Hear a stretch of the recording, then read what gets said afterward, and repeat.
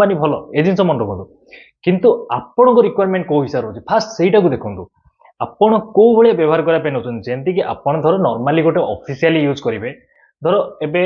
मते MS office ठीक ठाक काम करियार अछि मोर ऑफिशियली मु काम करछि ऑफिशियली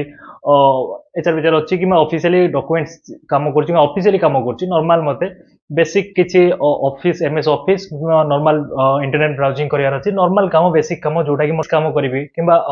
एमएस डॉस रे ए सब जाई तादरे किछि मु यूज करबी तो से सब नॉर्मली काम माने तो हमको 40-45 हजार भितर भी जो लैपटॉप आसीबो ना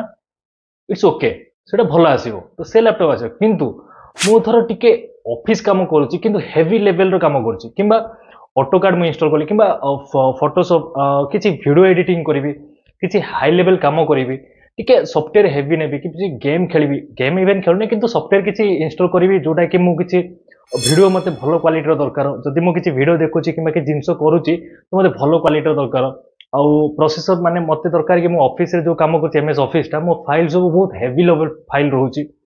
ताहाले माने आपण टिके आपण जदि रिक्वायरमेंट बढ़ुची काम बढ़ुची लोड बढ़ुची सिस्टम ऊपर तो ऑब्वियसली आपण को अपग्रेड नबा पड़िबो